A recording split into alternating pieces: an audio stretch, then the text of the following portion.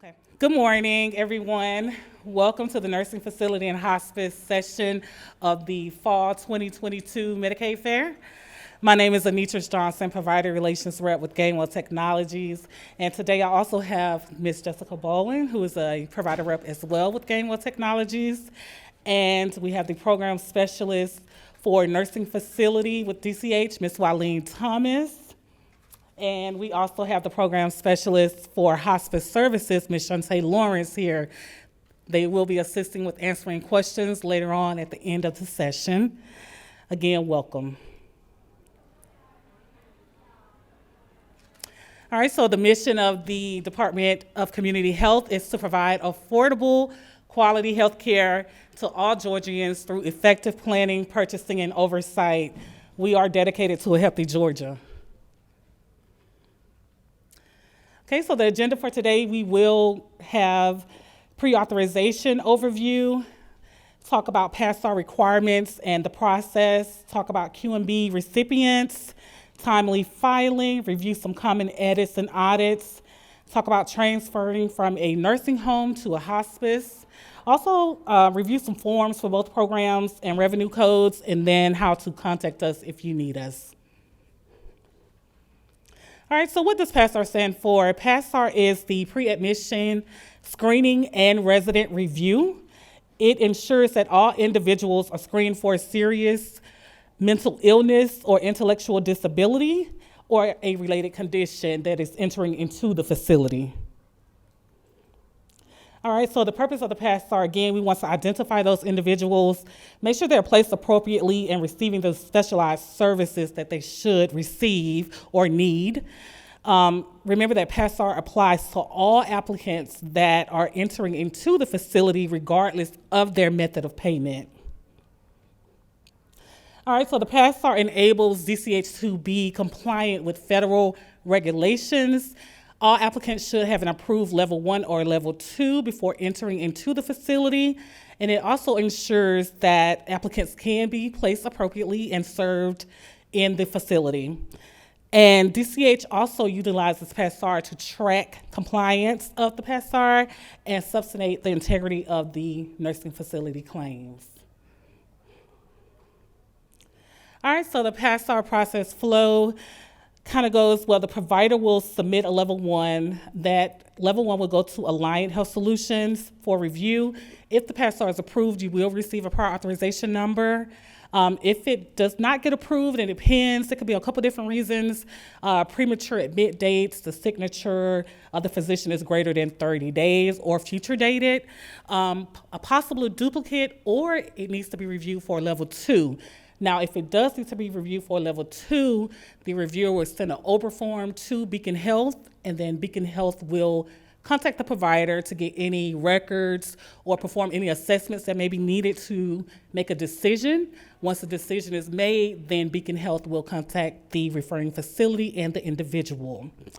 And if mental services are needed, the nursing facility must contact the mental health provider. All right, so if a resident is admitted and the expected stay is less than 30 days, then a DMA 613 is not required. However, if you do expect to bill Medicaid for any of those days, you will need to submit a DMA 613, and that will trigger for a level 1 or level 2, which means you will still need to go through that screening process in order to receive that level 1 or level 2. All right, so PASRR is penned, again, for a couple different reasons. The physician's signature is greater than 30 days from the date of the admission or the date the PASRR was submitted. If you answer yes to any mental illness, dementia, intellectual disability questions, possible duplicates, you should check to make sure that you hadn't submitted an authorization within the last 90 days, or the patient has already been admitted into a facility.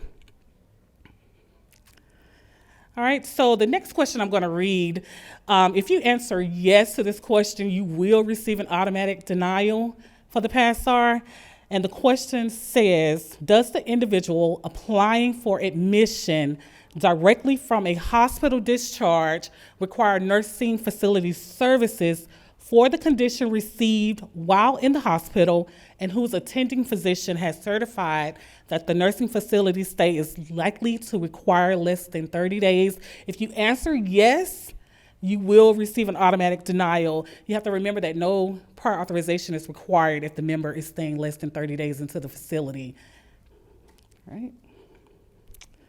So again, as I said, if you answer yes to that question, you will get a denial, an automatic denial, and let's say later on you submit a PASRR within a week or so, your original denied PASRR needs to be changed to approved, and you have 40 days to do so. All right, so some of the DCH partnerships, Alliant Health Solutions contracts with DCH to provide utilization review and prior authorizations. They issue the level 1 prior authorizations. And you can contact Alliant Health Solutions at 678-527-3000, or you can go under the medical review portal under the GAMIS website to contact them for specific inquiries. All right, Beacon Health Solutions partners with DCH to provide administrative services support for DBHDD. They issue the level 2s, and you can contact them at 855-606-2725, or you can reach them at the website www.georgiacollaborative.com. So we'll talk about QMB only Medicaid recipients. They're not required to apply for nursing home Medicaid. We will pay the coinsurance and deductible after Medicare pays up into our allowable amount. It's important to remember that if Medicare pays more than we allow, the claim will be in a paid status with a $0 amount, and it will tell you that Medicare paid greater than the allowed amount. It's also after the first 100 days of the benefit period, those QMB members are required to cover their costs. So after that first 100-day period, they have to pay for their services. Now, many of those applicants entered into the facility from the nursing home, from the swing bed, I'm sorry. So some of those days may have been utilized already, so be vigilant about that. All right, so when a QMB recipient is admitted into the nursing facility under Medicare S&F, you will complete the DMA 59 form. And effective 11/1 of 2022, the fax number is no longer in service. You will need to submit those forms to the email dma-59.forms@dch.ga.gov. And you will continue to write across the top of the form Medicare S&F for QMB only. And if the member has another class of Medicaid, you will still send those inquiries to DFAX through the gateway system. Now, for the new mailbox, we do ask that you only send the DMA 59, no eligibility, no hospice forms or verification, only the DMA 59, please. All right, so timely filing is as soon as possible. You have 6 months from the date of service to submit your claim, the original claim, and then if the claim denies for erroneous or missing information, you do have 3 months or 90 days from the denial. All submissions or adjustments must be made by the 365-day. After that, you will receive a timely filing denial, so you won't be able to make any corrections or anything to the claim after that. All right, so again, failure to file a claim within that 6 months or obtain a prior approval, your claim will deny. If the member has any type of Medicaid, go ahead and bill. Do not hold the billing because it will lock in the timely filing to prove that you billed your claim on time, even though it will deny, but do not hold your billing. Go ahead and bill. Once the long-term care is established, the system will cycle those claims and process them. Do not wait for DFAX to update the A category. Again, don't hold your billing because it will prove that you did file your claim timely, and we can get an override for that. Now, the policy can be found in the Peach Care for Kids Policies and Procedures Manual, Section 202, if you would like to review that in more detail. All right, so some common audits and edits can be resolved simply by checking eligibility. You want to check to make sure the member is active, check to make sure the member is in a nursing facility, check to make sure you're billing with the correct prior authorization, check to make sure that you're billing the prior authorization date within the prior authorization effective dates. So as I stated, like the PA or pre-cert not on file is a denial that can be avoided by checking eligibility. Date of service not within the PA effective date, the member is not eligible on the date of service. So, and also your weekly remittance advice will help you with that as well, because it will tell you what you billed, how much you billed, what codes you billed, if we paid, if we denied, or if we partially paid, how much did we pay. So just remain vigilant of your remittance advice. All right, so now I'm going to turn the session over to Ms. Jessica Bowen for the hospice portion. Good morning, everyone. Good morning. Now let's talk a little bit about the scope of hospice services and who qualifies to receive them. Make sure. Sorry. So the hospice service program is multifaceted. It offers forms of palliative medical care it's designed to meet the physical, social, psychological, and emotional and spiritual needs of terminally ill individuals as well as their families. Of course, members have to be Medicaid eligible in order to qualify for hospice services. The physician must certify that the member is terminally ill with a prognosis of 6 months or less to live.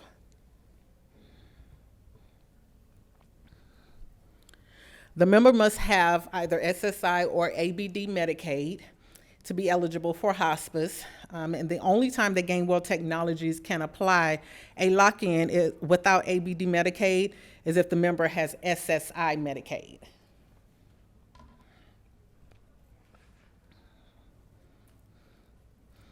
So what is the process for routing forms?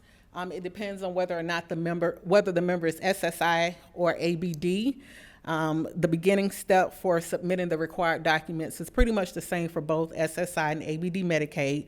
For members with either SSI or ABD Medicaid, you will submit the required documents to both DFACS and Gainwell Technologies. For SSI members, Gainwell Technologies will apply the lock-in, and for ABD Medicaid members, DFACS would apply the appropriate aid category and supply Gainwell Technologies with the required documents, authorizing us to apply the lock-in ourselves.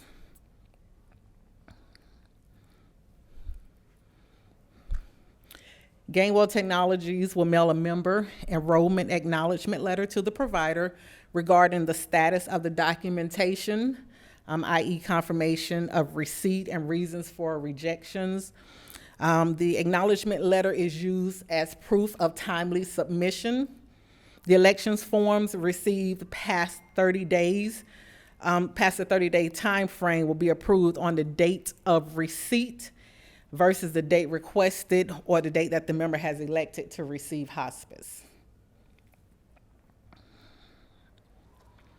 When verifying hospice eligibility, the member should have one of the following aid categories. For ABD Medicaid, they need to either have 280, 281, or 282, which is hospice, 289, 290, or 292, which is institutional hospice. And for SSI Medicaid, it needs to be 301, 302, or 303, which is, again, age blind disabled SSI. So let's talk a little bit about hospice revenue codes and how they're reimbursed. The reimbursement rules for the revenue code 651 and 652 are based on the member's geographical location. For reimbursement rules for revenue code 655 and 656, they're based on the provider's geographical location. So for example, the service is for general inpatient care, revenue code 656.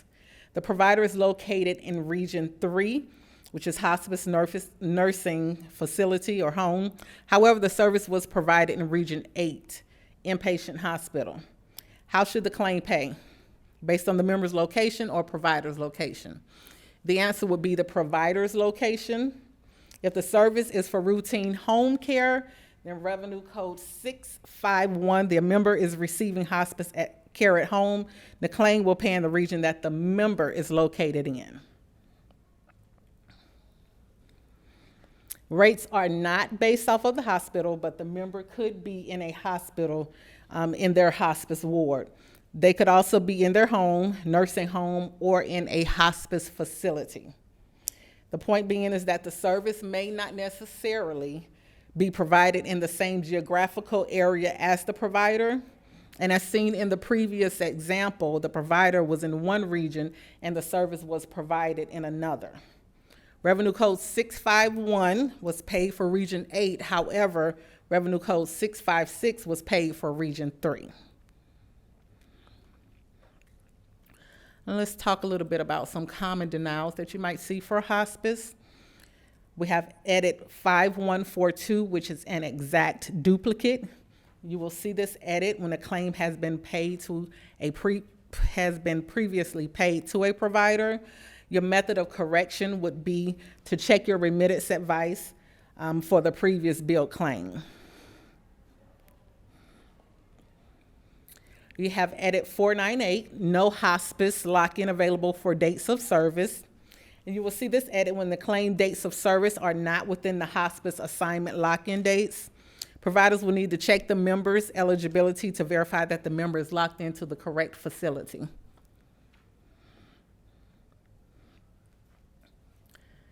Edit 383, nursing facility ID is invalid. You'll see this edit when the hospice claim, when the nursing facility ID is not present or not active. Providers will need to verify that the nursing facility ID is correct. Edit 2003, member ineligible on detailed date of service. You'll see this edit when the member is not active on the actual dates of service or does not have any Medicaid coverage. Providers will need to verify coverage using GAMIS or contact defects. Edit 1820, header attending one provider not active or eligible. This edit is triggered when the provider's NPI submitted on the claim does not have the active category of service in MMIS. Providers will need to verify that the NPI and categories of service are active in GAMIS.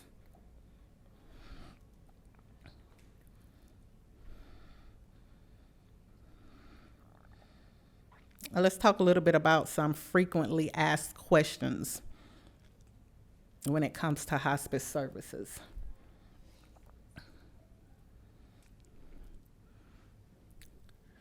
Is the member in a nursing home and electing hospice mid-month? Nursing home Medicaid always takes priority and carries the full month. A hospice eligibility update will occur the first day of the following month. Remember, this is because a nursing home can't bill on hospice, however, hospice can bill on the nursing home. And lock-ins will be applied on the date that the member elects hospice, given that all documentation was received, complete, and legible within 30 days. Providers are not permitted to span bill. They must bill for dates of service rendered. If services were rendered for the 1st through the 18th, this is an example. If services were rendered for the 1st through the 18th of the month, and the provider cannot bill through the end of the month, they must bill for the dates that the services were rendered. It is the provider's responsibility to bill and keep their claims timely, as Anitris mentioned. You should not wait for hospice eligibility updates, including aid category or lock-in, to bill for services rendered. Again, billing your claim, even if you receive a denial for eligibility, it locks in your timely filing. In the event that the member expires before achieving hospice eligibility, the member will not receive a hospice eligibility update from DFACS. The provider should submit a lock-in request directly to Gainwell Technologies for the expired member, as with a normal lock-in request. The forms must be complete, legibly signed, and submitted within 30 days of the member electing to receive hospice services. And providers are encouraged to notate that the member has expired and the member needs a lock-in from the date of service through the date of death. What forms are required to achieve hospice lock-in? To certify for hospice lock-in, the following forms must be signed and dated by the attending physician or medical director. We have the completed hospice election form, DMA 579, the hospice communicator, DMA 527A, and DMA 59 for nursing facility residents only. Additional forms that are applicable to the hospice services include DMA 523, hospice revocation form, DMA 522B, subsequent certifications, DMA 522A, physician certification form, 579 election form. You have the DMA 524, which is discharge form, DMA 525 transfer form. You have DMA 521 hospice referral form for non-hospice related services, DMA 527, which is the care communicator, and then you have the DMA 528, which is the hospice care communicator status change.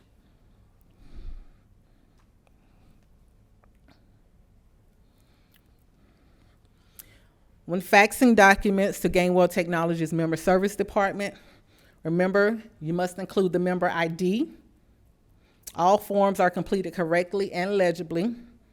The diagnosis must be clear. The provider IDs must be correct. And the correct fax number is 866-483-1044.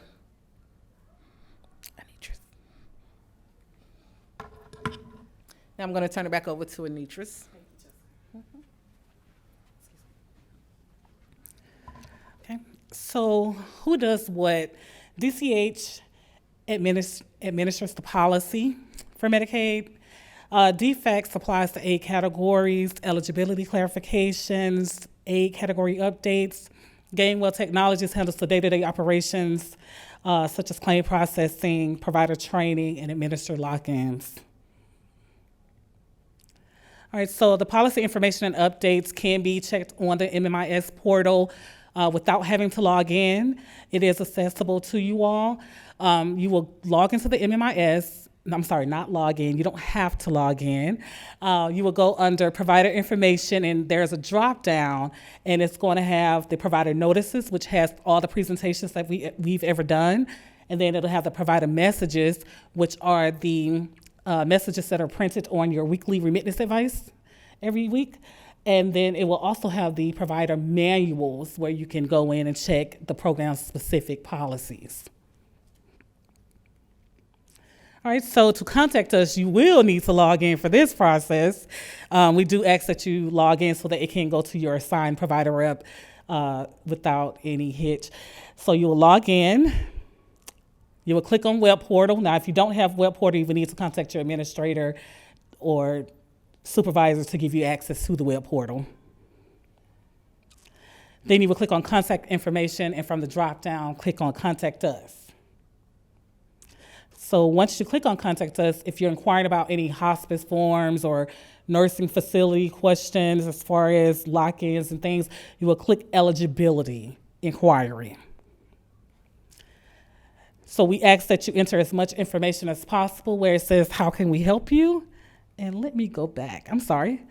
And I went back one. If you wanted to contact your provider rep, you can select Contact My Provider Service Rep or request a provider rep visit. I want you to see that. So if you want to speak with your rep, you can choose one of those two options.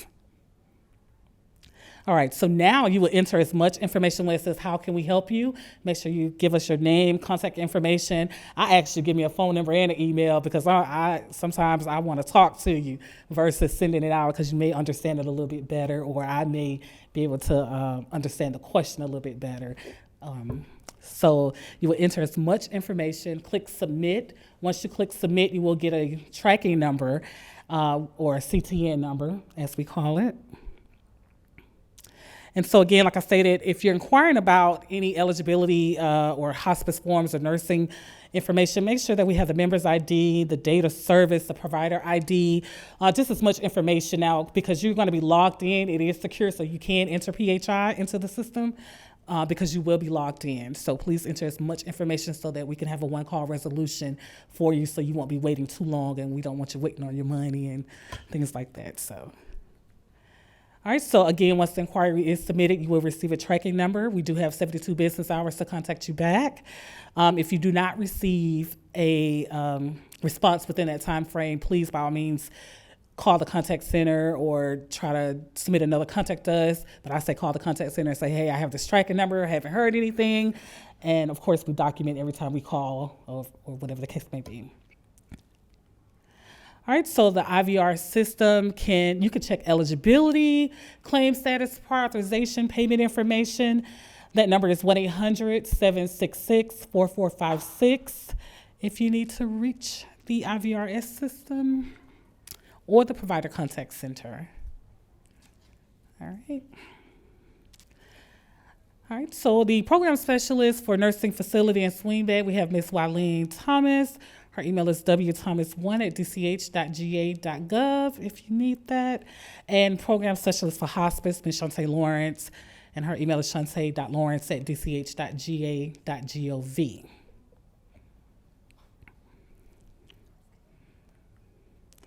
All right, and to contact the provider contact center, you can call the same number for the IVR, the 800-766-4456. Our representatives are available Monday through Friday from 7 a.m. to 7 p.m. except state holidays. And then you can always use to contact us on the GAMIS portal 24/7. All right, thank you.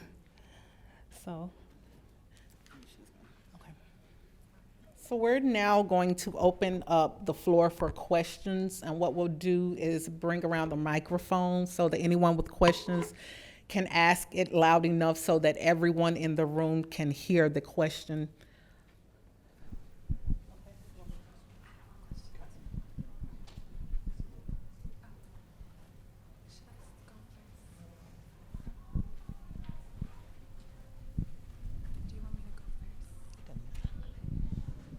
Hi everyone, so Robin has a question online. She's joining virtually.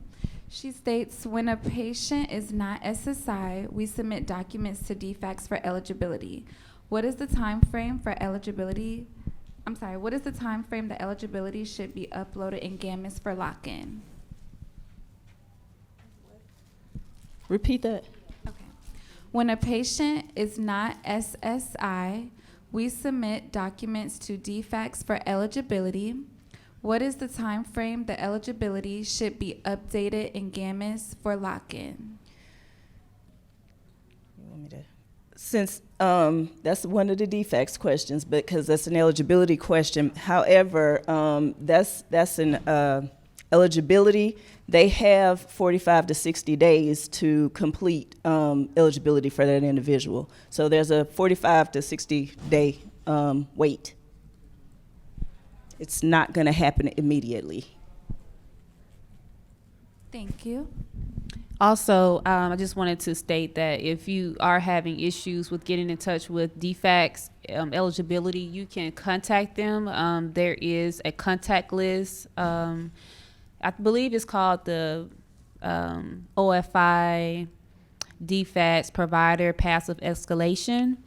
You can email me, shantae.lawrence@dch.ga.gov. Did I say my email right? Or you can go online and find the document, but there are a passive escalation where you can contact someone in your district based off your county, and it starts with the admin and it goes to the far right up the ladder in case you need to escalate it.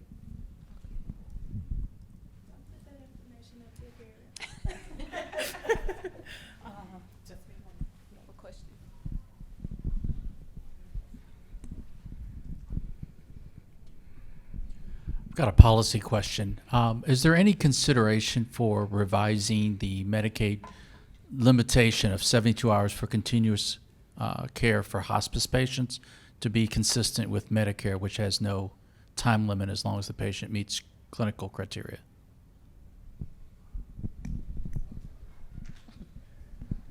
Well, That's a good question. I can provide you an immediate answer, a yes or no. But what I can do is take your question back to leadership and see if that is something that we can see if that's possible.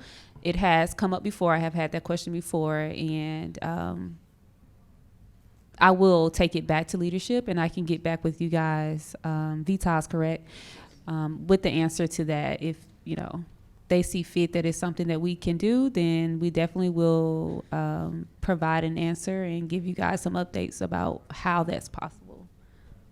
Okay? Sorry, I don't have an answer today.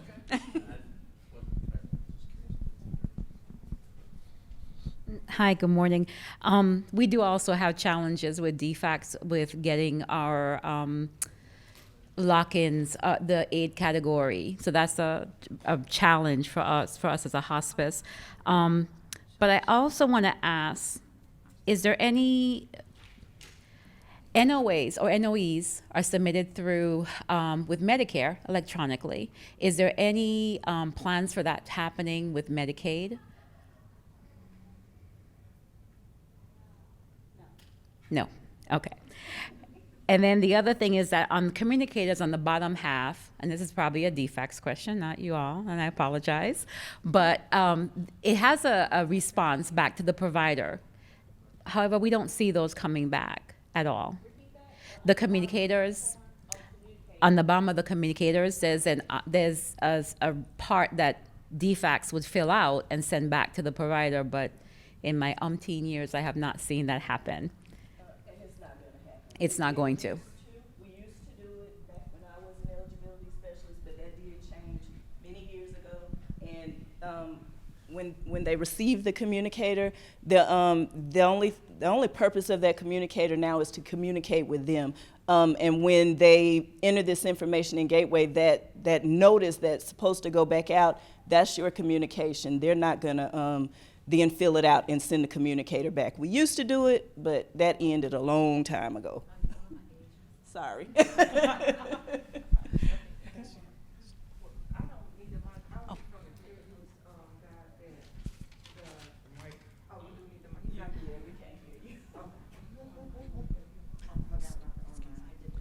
No, I just wanted to mention that, so if the providers here are not aware, DFACs do have bi-weekly calls that we call into that's based on your region, and they've been very helpful for us. And we have like a provider log that we fill out our information on, and our tracking number and the dates of services, and to find out who our caseworkers are, or the status for that case. And they have been doing a great job returning it timely, and you can log on to Teams and get like a virtual meeting every other week and updates. So that may help you get your cases move forward a little faster by just attending those meetings and submitting those logs.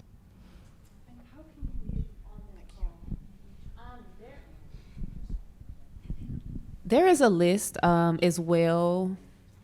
You can, if you want to email me, I'll just give you the list. It's like she said, it has all the district, the counties, and their admins that represent that county, and they speak directly to you all on the call regarding whatever issues you have, and you call in. And some of them are like bi-weekly, some of them are semi-monthly. I think that's the same thing, but yes, they're all different in how they communicate as far as timely. But again, you can email me and I can shoot you all a direct email with that information. And I do believe it's also on the GAMIS site as well as a document under forms for hospice. Okay. So either one, you can go on the site and find it, or you can email me directly and I'll shoot you the document myself.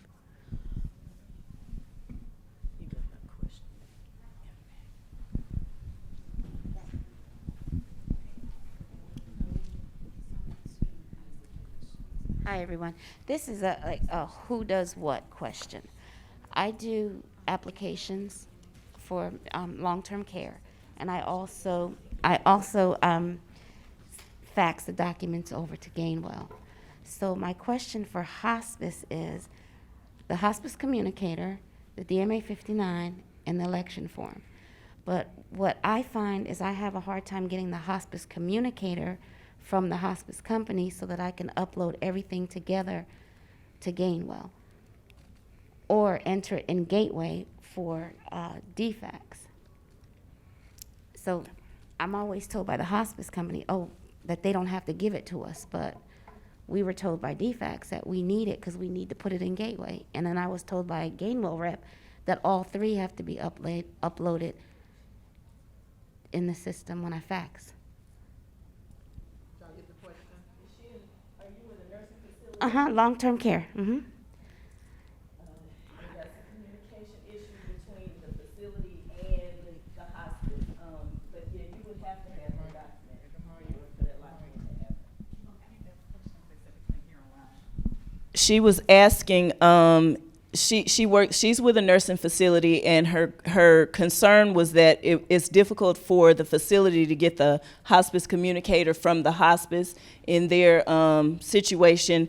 And in order to get the lock-in for defects, she has to have that hospice communicator. So it was just explaining that, that it's a communication issue with the facility and the hospice, but yes, they do have to have that document. And I wanted, before we ask another question, I really wanted to just highlight the QMB. There has been a change. For the longest in the policy manual, there's been a fax number that the DMA 59 for QMB only members send it to this fax number. The fax number is invalid now because because DCH is moving. We're moving to a different location, so this fax number is not valid. If you have QMB only, and that's only, they can't have any other Medicaid services, and you're only trying to get your copay days, you have to fax that DMA 59 to this email address now. I just wanted to clarify that.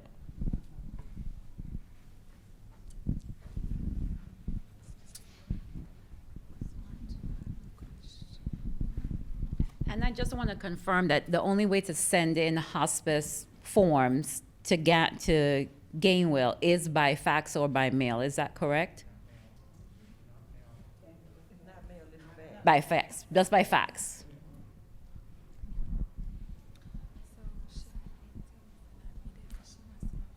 And we are actually working on, we're in the process of working on the DMA 59s and the hospice communicator being paperless in the Gateway portal. We're working on that. So I know we have a, yes, so that you don't have to, you still have to fax it to Gainwell, but you won't have to send it to DFAX because it'll be in the Gateway.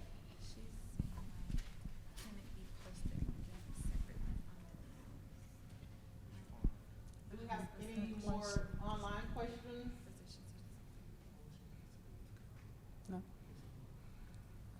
Okay. No. No online questions? Okay. Any questions in the room? No. All right.